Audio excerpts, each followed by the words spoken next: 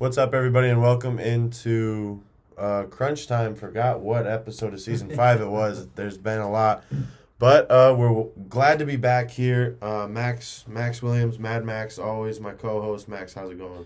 It's going great, Kruck. I mean, we haven't done it in a while. It feels good to be back, and a lot of things have happened since the last time we've done the last show.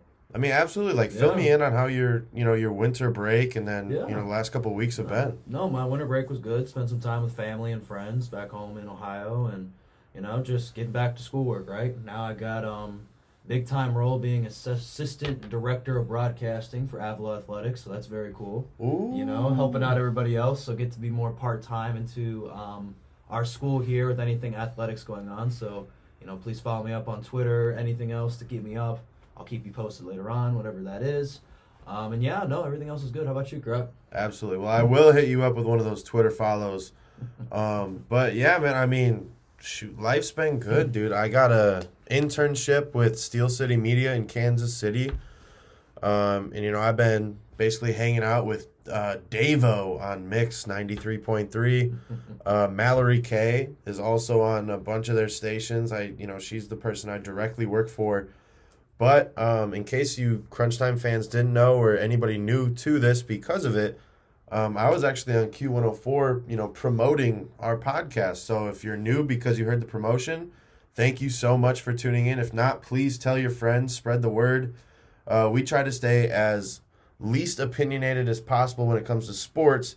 But, when we do our fun topics, we use our opinion. Oh, yeah, we use our opinion all the time, and get ready. We always have some fun disagreements for sure. Absolutely. So let's get things started right off the bat. We're going to start off with NFL. Max, which game do you want to tackle, the NFC or the AFC?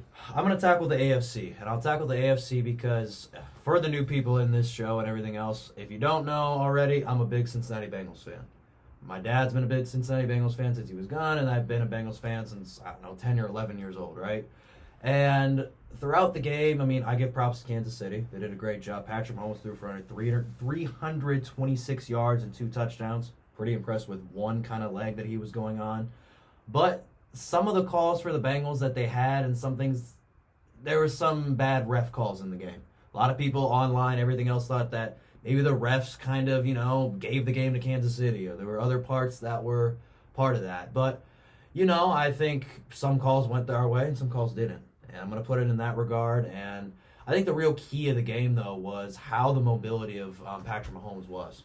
And how we didn't know. Coming in, he had high ankle sprain. I'll tell you this, Krug. I used to have a high ankle sprain back when I was back in high school, right? And it was tough for me, right? I couldn't get through all that situation. The recovery process he had to go through, right? To get through that ideal, I think that was tough for him. And he still threw for 326 yards, like I just said. You just don't see that every day. Marquez Valdez-Scantling, he had one great game for him. We haven't really talked about him. The guy coming from Green Bay, now over to Kansas City. Big piece, obviously, from yesterday for the Chiefs. But the Bengals, though, they kept fighting, though. Regardless, though, that Burrow didn't have 0 total yards for the Bengals in that first quarter, they still found a way to keep it closed down by 3. They still had weapons. They had to double-team T. Higgins a lot. They double-teamed Jamar Chase a lot throughout everything. But Joe Burrow's Joe Burrow. He found a way to keep it close and everything. But I give props to the Chiefs because they did a good job adjusting. Same way Cincinnati. Those halftime adjustments that the Bengals do all the time at halftime has been huge. But yeah, Kansas City found a way to get it done at the end, and we're now going to have the Chiefs and the Eagles. Now we'll talk to see if Kruck, what do you think of that NFC Championship with the Eagles winning that one? Man, that NFC Championship game was tough to watch because I'll be honest, I have been sleeping on Philadelphia all season. Mm-hmm. I never thought they were as good as, their record showed, but I was proven wrong real quickly out the gate. The 49ers with Brock Purdy, I was like, you know what? Purdy hasn't shown any weakness yet. I don't see him showing it in the playoffs. I think he'll be good if he plays the way that he has been playing. And, that first drive goes out there, and he completely tore his UCL in his throwing elbow, which, for those of you who don't know because you don't play sports or you're obviously not a medical professional, the UCL is one of the most vital ligaments in that throwing arm. So when he came back in because, who was it? The backup quarterback. Johnson. Josh Johnson couldn't hit water if he fell out of a boat. So, they had to do something different. when Purdy came back in, all he could do was hand the ball off because he simply couldn't move his arm with efficiency or without pain. So there's no reason for the 49ers to be there looking at they're on their third string quarterback who is Mr. Irrelevant. There's no mathematical reason why they should be there, but because of sports, because of the love of the game, they continue to get better and better and better. And that's why they went on, what was it, 11, 12-game winning streak at the end? Mm-hmm. I mean, that's just sports for you. Like, that doesn't happen anywhere else. That is a true underdog story. They came through, and then they ended up losing to the Eagles, which I have slept on the Eagles, but I will sleep on them no more. Their defense is stacked. Their offense is just as stacked. I think the Chiefs are going to have their hands full in the Super Bowl, but right now that's a coin toss either way it goes. I can't say right now I have an opinion either way. What about you? Right. I mean, I looked at it. I mean, obviously the Eagles' defense I thought was actually really good throughout the entire season. I mean, Hassan Reddick, if you've not heard of him, he's just a baller. Like, literally. He just knew. Every time I saw him when he made a play, he made 2 or 3 sacks. That's how Purdy unfortunately had that injury. And also they got Dominican Sue on their team now. We've talked about he's been on a lot of teams throughout the NFL, and now being on another team like the Eagles, which I think also I also put it this way, and I mentioned we had the podcast earlier, if you guys don't remember, I was a fan of the Dolphins earlier, right? And how about Tua Tagovailoa? How would he do with the weapons with Tyreek Hill and Waddle and now Cedric Wilson with the Cowboys? Well, now getting A.J. Brown for the Philadelphia Eagles, right? You see how that progressed out for Jalen Hurts. Yep. Because for both Tua and Jalen Hurts, I kind of mentioned if they didn't do it this year, I thought they should be gone. I thought really because they got to find a direction for their team. And Jalen Hurts is beyond expectations. Obviously, he's going to the Super Bowl now. And so that's going to be obviously something to watch out for, how Jalen Hurts is going to just keep showing his, like, the run ability he has and the pass he has to Devontae Smith and A.J. Brown. I think that's going to be important. But for the 49ers, right, just real quickly, I mean, it's tough, right? When you're Kyle Shanahan, you got to go to your 4th-string quarterback. No one wants to do that. No one wants to get in that situation. The fact that Christian McCaffrey had to come in one play and had to throw a pass, that just shows you how desperate they were at that spot. But the fact is that they still have a lot of fun weapons on that team. That's why they made it. I mean, Deebo Samuel, when he got back healthy, he showed who he was. Getting Christian McCaffrey literally saved the 49ers. The 49ers before McCaffrey were not actually that good. They were back like 3 or 4 or something like that. And with McCaffrey, they were like 12-1. And so that's something obviously to look at as well. And we know about George Kittle. So obviously tough one for the Bengals and 49ers. Kind of tough games. Obviously the 49ers kind of more blowout game as we saw. And the Bengals game a heartbreaker down to the finish. So I think the Super Bowl is going to be good, Kruck. I think this is going to be a battle between two teams. My prediction, I know we're not getting into that. We still got 2 weeks. But if I had to predict right now, I'm going to pick the Chiefs, but really close. Really close. Because I think the Eagles are going to try to keep pressure on. But I'm more scared of the mobility of Mahomes still. How is he going to be in now 2 weeks trying to recover from that injury is going to be huge leading up to Super Bowl weekend.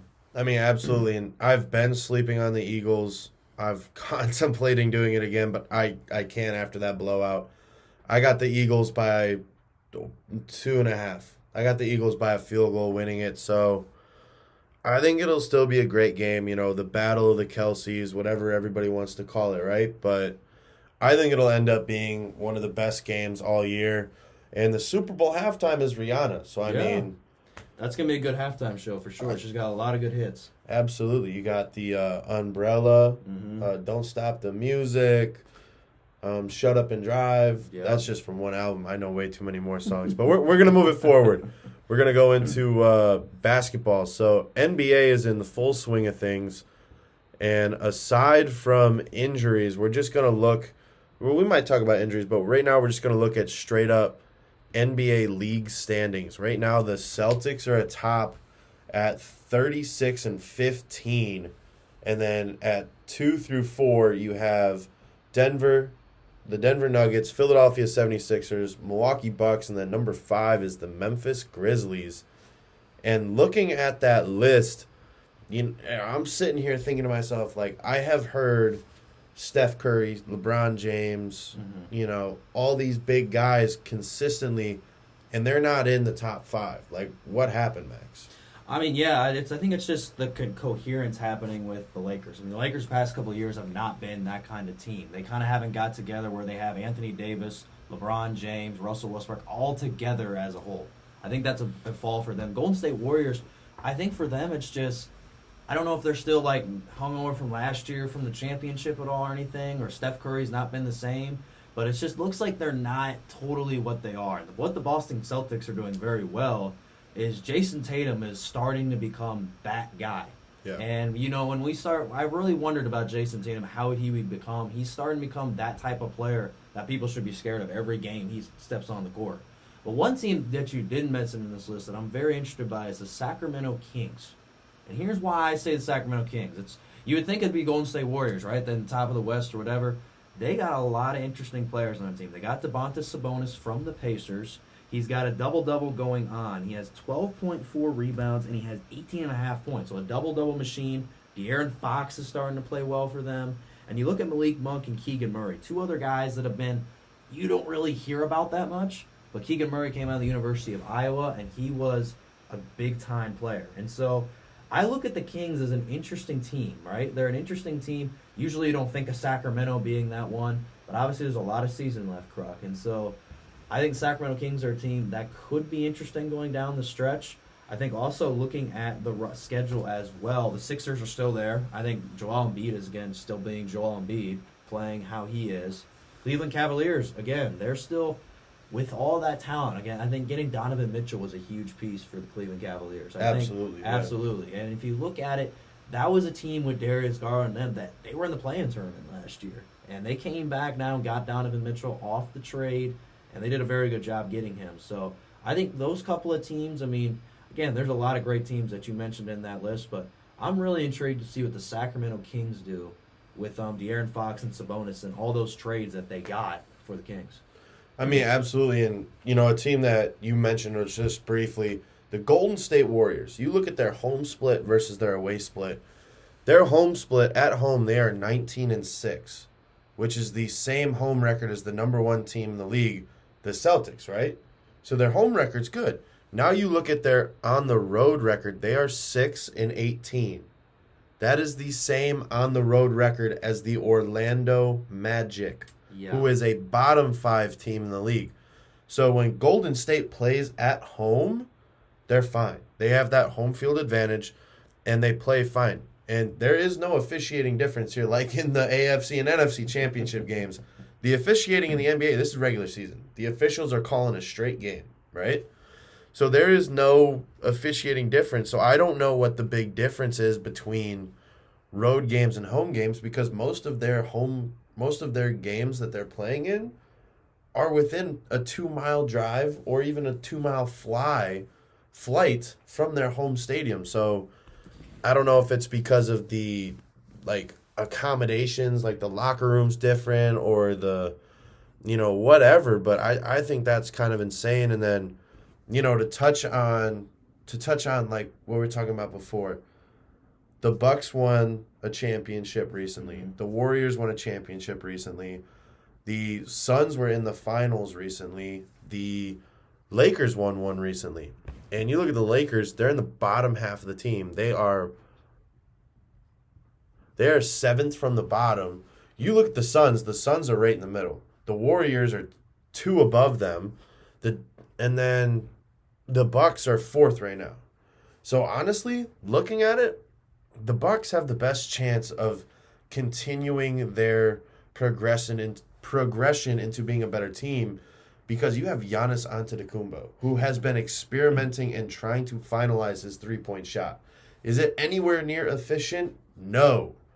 But he's working on it, and he's getting better at it. Another team that I am currently surprised is so low is the Dallas Mavericks. I mean, Luka Doncic right now is outperforming everybody else in the league. If he does not end up being the MVP at the end of the season, I would be astonished. Other than the fact that his team is not, other than the fact his team is only 1 game above 500, he is outperforming everybody else in the league. Yeah, I mean, just quickly, you mentioned the Mavericks. They're a team, obviously, you just cannot sleep on as well. I mean, other team I'm looking at, they started hot coming out of the New Orleans Pelicans. They started hot coming out. They've kind of fall off a little bit the past couple of games, but having Zion Williamson healthy is the key for the Pelicans. If you get him healthy for an entire season and he plays that potential, that is another team you cannot sleep on if you're in the NBA. So, Krug, there's a lot of great teams out there, right? There's a lot of interesting teams, and so I think it's going to just come down to, what team gets better off coming off the All-Star break here coming up. Man, absolutely. And then just one last team that I want to touch on before we switch over into college hoops is the Memphis Grizzlies. The Grizzlies just came off a win against the Pacers, and before that they had 5 straight L's because they were on the road 5 times. They lost to the Lakers, Suns, Kings, Warriors, and Timberwolves. But before that, I mean, they were running what looks to be an 8, 9, 10 game, winning streak. So, I mean, this is one of those teams that, personally, I love watching them play. And I'm not even a Ja Morant fan, right? Mm-hmm. My favorite player on that team is Steven Adams because, well, other than the hair, I have a beard, I have tattoos, and I'm a big, tall guy. So I kind of fit in with that stereotype. But, I mean, looking at this team, Ja Morant's averaging 27.3 a game, right? Somebody who you wouldn't know if you don't watch NBA all the time, Desmond Bane is averaging 21.6 points. Then you have Triple J, Jaren Jackson Jr., he's averaging 16.5. Dylan Brooks averaging 15.5.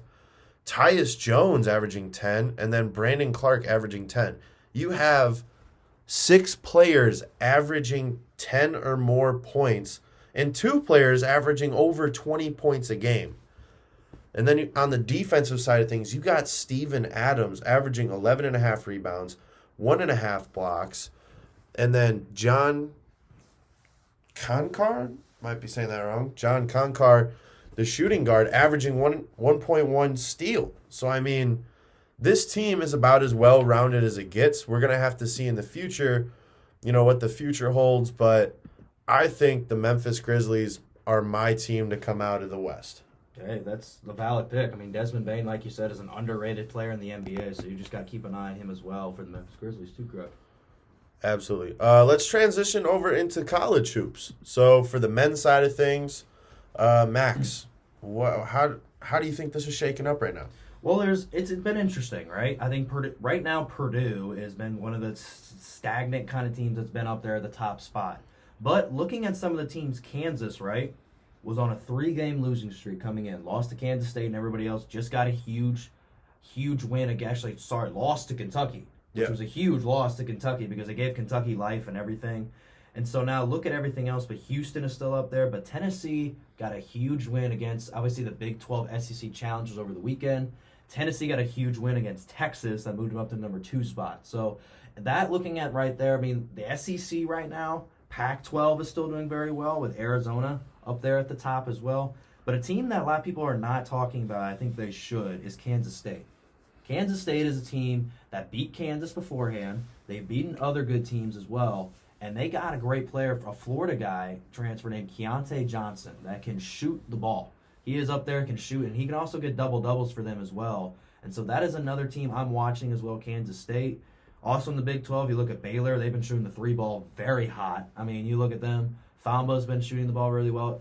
Flagler as well for the Baylor Bears, so another team to keep an eye on as well. And, I mean, listen, Kruck, I mean, I'm looking at these other teams. How about look at the smaller teams now, too. Florida Atlantic. Let's get some love to Florida Atlantic and the smaller teams.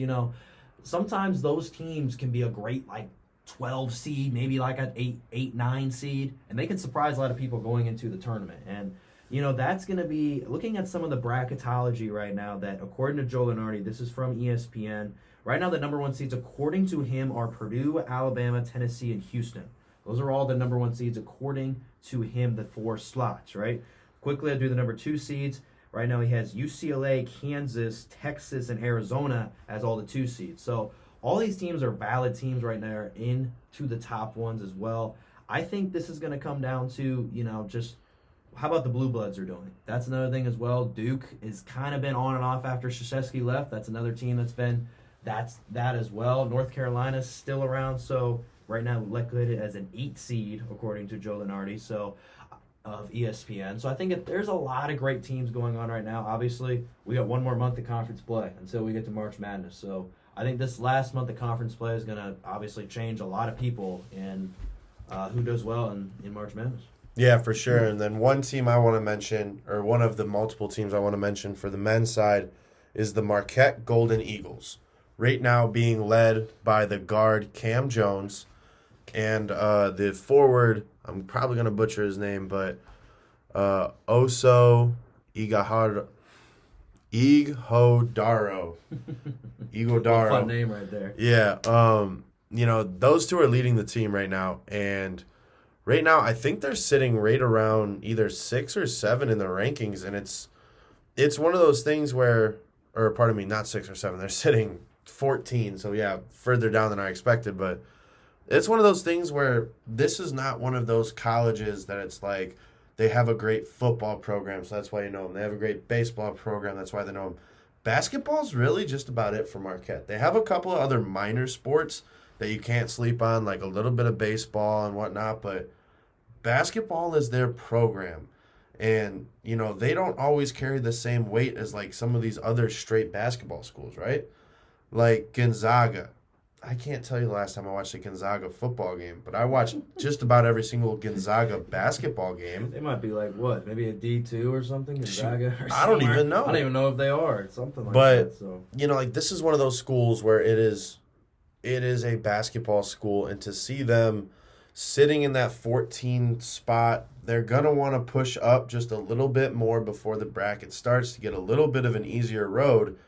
But then again, there are some teams that need that difficult road to put together a good run. I mean, there's been years where Michigan State was, an 8 or a 9 seed, and they end up making it to the Final Four. So, I mean, not every school needs the easiest road to the Final Four. Some teams do really good when they're playing, like a 1 seed, and then they, beat a 16 seed real easy, beat an 8 seed, beat a 4 seed. Next thing you know, they beat the 2 seed. They're in the Final Four. Some teams can do that. But some teams, they need to play steady competition. Otherwise, they're going to play down to their opponent's level. Case in point, Virginia, who was the 16 seed that beat them again? UMBC. UMBC beat them in, what was that, 2018, 2019? 2018, 2019. That was...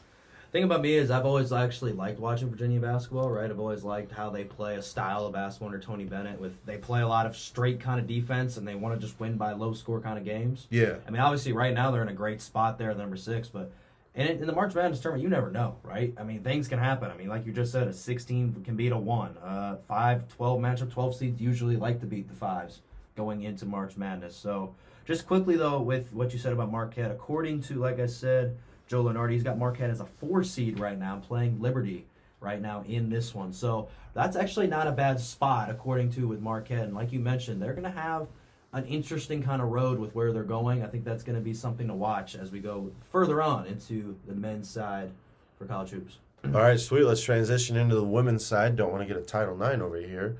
So the women's side, I said it early on that I'm a UConn fan, because I have had the opportunity to ever so briefly meet Coach Gino Auriemma. And UConn's still sitting at 5. They're 20-2 right now, but they're not doing as well your South Carolina team, Max. So South Carolina. No. Yeah, I mean, Stanford was my team. But hey, oh, you were Stanford. I was Stanford. But listen, I think looking at it, it's been actually South Carolina and Stanford have been up there for most of the time. UConn is still around there. Indiana got a huge win against Ohio State, which Ohio State was actually up there as one of the top seeds, but they dropped down 8 spots because they lost 3 games in a row, which that's obviously going to hurt them in the bracketology kind of rankings. So South Carolina's still going to be good because they got Aaliyah Boston. She's probably one of the best players in women's basketball right now. And Stanford's got a great team too. Cameron Brink is still doing very well for Stanford Cardinal. And so, but UConn, you're right. You can't sleep on UConn. Gino Auriemma, I mean, Paige Beckers, when she's out there, she's obviously a great player. So looking at them, obviously, right now, so the 1 seeds that they all have, according for the women's side, South Carolina, Indiana, Stanford, and UConn, which is all we just talked about. And then the number 2 seeds that they have right now, according on the women's side, is Iowa, LSU, Ohio State, and Notre Dame. And so Ohio State was, like I mentioned, the number 1 seed till they dropped with the 3 or 4 losses. So I think that's, all these teams that are going to be up there. But one team that beat Ohio State as well that I'm also looking at is Iowa and Caitlin Clark. Yep. I think that's another team that you can't sleep on. When she gets hot, she is one of the top shooters out there in the women's side of the country. And I think she'll be obviously a great Win NBA player if she gets that stock to go into the Win NBA. So don't sleep on the Iowa Hawkeyes if you're any of these teams right now on the women's bracket. I mean, absolutely. I'm gonna put it out there. I think UConn ends up as a number 1 seed as well. Sitting as it is right now, they would end up a number 2 seed just based on the AP top 25. But I can see them ending up being a 1 seed. I see South Carolina, Stanford, Indiana, and UConn. I think LSU is going to lose 1 or 2 games before the bracket comes out, and they're going to end up a 2 seed. Yeah, I mean, especially because LSU's got to play South Carolina still. Yes. That's still happening according to the record. So that's obviously something to keep in mind. So looking at also another team too. Look, apparently Utah. How about the Utah on the women's side? Casper is really good too as well. So obviously the Pac-12 getting some representation as well. So never know. You can't sleep on any of these teams, Krug. Utah might do something. I mean, you said it. You can't sleep on any of these teams. Ohio State just lost 3 big games, but that doesn't mean they're out of it. Mm-hmm. Notre Dame is only a 9 seed this year, but that doesn't mean they're out of it either. Notre Dame always finds a way to pull the rabbit out of the hat when it comes for women's basketball or football. But let's transition it over into our fun topic. Like we always do, we bring you one last final topic that's upbeat, fun, have some energy for it. And this week, what did we decide on, Max? We decided, the best foods for the Super Bowl, Krug. So, what type of food do you think will be perfect, to serve out to everybody when you're watching the Super Bowl? Well, I mean, you got to go for some of the staples. The staples like buffalo wings. You always got to have wings. You got to have some kind of potato chips and dip, usually like salsa, maybe a little guac if you're fancy. Never a salad. I've never seen a salad at a Super Bowl party. And I mean, I am 300 pounds, and I have never seen a salad at a Super Bowl party. But one thing that my family does do for fun, and we actually learned it from this family, Gedeke. His name's Rob Gedeke. Him and his wife do this Super Bowl party. And based on whoever's going to the Super Bowl, that's how they decide on their 2 dishes, right? Mm-hmm.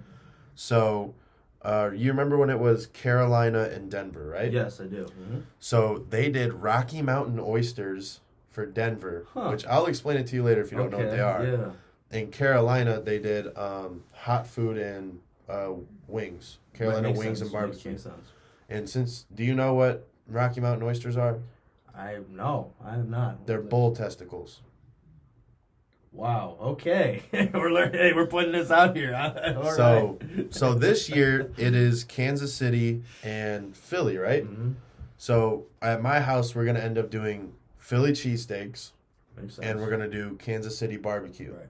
Because cover the 2 places. I like that. You kind of the family understands where the teams are, what type of foods are pretty good. I like that idea. Some other things. I mean, obviously, like you said, wings and everything else. My family, when I used to do it, and I used to go to a lot of fun things. There was a lot of an easy buffalo chicken dip that I used to always love. Yeah. And I always loved to have that because obviously it's a simple dish, right? It's a simple dish that you can have, but it's just something that gets people going, right? It's an obviously easy appetizer. We had one time we did kind of not like barbecue, but we did like a simple type of ribs and pulled pork one time. Ooh. Ribs and pulled pork one time. We had it out. We had it on the grill, and it was very cool. It tasted very well as well. It wasn't even just for any team or anything, like you said. It was just randomly we wanted to do that. Yeah. And it was very cool as well. I mean, like I said, some people have a lot of others, but again, if you haven't like anything vegetable salad wise, I mean, listen, we all get people who want to be healthy, right? There's things about that. I'm not making fun of anyone that's that way. But listen, we're at the Super Bowl. I mean, come on. That's the time of year. You only have it one time. You got to have something that's, really good overall. And so I guess other things I used to have as well. I'm looking at the list that I remember. We had chicken tenders one time, just easy chicken tenders. That were pretty good, but they had some flavor to it, right? It wasn't just your basic, chicken tenders that you get somewhere out, at the supermarket or something. It was for sure. Very interesting as well. So, I mean, listen, there's a lot of great things you can make for the Super Bowl, and like I said, but the ribs and pulled pork that we had that one time, that was delicious, Greg. And then, Max, let's wrap it right back around into the NFL. There's 1 week before the Super Bowl, and that 1 week is the 1 week that most people actually don't care about football because it's the Pro Bowl. What do you think about the NFL transitioning the actual Pro Bowl game into a flag football game? To be honest with you, I hate it. And I hate it because, listen, I think it doesn't make the Pro Bowl. I mean, granted, here's the thing, and I'll say this, and this happens with a lot of All-Star games, not just now. It's kind of made it more an offensive, we want to score kind of thing. You know what I'm saying? When we talk about like NBA and we talked about NFL back in the day, they played some good defense back in the day. And they wanted to show something that it was competitive between both sides. But now you're just playing flag football. I mean, we're playing a regular child's game outside, just backyard football, which, granted, yes, it's fun, but it's all at the same time like, I want to see something that's, still competitive going on between both sides. And the fact that that's not the case is, I just don't like it per se. What about you? I mean, I'm an offensive lineman, and I can honestly say I've never played flag football. And O-linemen pretty much go to waste during flag football. Yeah. So, what's the O-line, D-line going to do? They're just going to be out there just, Exactly. Just you're taking 5 O-linemen and 3 to 4 potential D-linemen off the field just so you can have these flashy guys out there running around and doing whatever, spinning, hitting the gritty, whatever you want to do. Well, that's all fun and games, but that's not football. If you play flag football and you get offended, I apologize, but football and flag football are 2 different things. Yes. If there is not a possibility of you hitting somebody every single play, you're not playing football. And if you are, you're either a punter or a kicker. That's it. When you play football, you hit people, you hit them hard, you line back up, and you do it again. That is football. Yeah. It's the competitive nature, right? We all want to have the competitive nature that happens between football. And I think taking that out of the game of the Pro Bowl itself between still the AFC and NFC is just tough to watch. And it's something that as fans or whatever, it's probably going to, be honest with you, might bring the viewership down. And it's going to bring the viewership down because people don't want to see flag football. They want to see something that's real football that we've seen before, that we've seen through these playoff games, that we've seen through college football as well. So, I mean, that's what people want to see, not flag football. And that's, I guess, all I'm going to say about that. Yeah, well, here's another idea. What if instead of doing the Pro Bowl, they honor the Pro Bowl players at halftime of basically the 3rd and 4th place meeting? So the Bengals lost and the 49ers lost. What if they play this week and they're basically just like, here's a 3rd place rubber duck trophy. So just like, just another trophy out there besides the Super Bowl. And then, it's an interesting idea. I never thought about that. I think possibly if you put it that way, it might bring more revenue for the NFL in that regard because it's still a big-time game. And yeah, and you'll have a lot of people that want to go out there. So, because, I mean, they've talked about it being the bottom 2 teams fighting over the first pick. Well, who wants to watch 2 of the worst teams fight? Nobody does. So you put the 3rd place and the 4th place team together, and you're like, okay, you're battling for 3rd place right now. And because of this, you guys will now get an extra draft pick, right? You give them some kind of incentive to win, and that's going to get them going. That's going to get them cheered up. That's going to have them doing fun. That's what I think. But, hey, like I always say on this podcast, we don't really share our opinions, but we just did for about 5 minutes. So make sure to call my agent and let him know what you think. Until next time, this is Jacob Krugenberg, Mad Max, coming to you live from Kansas City. Hopefully you guys are being happy. And if the Chiefs do win the Super Bowl, be safe. Be safe out there. There's way too many bad things going on for you beautiful people to get hurt. So be safe and take it easy.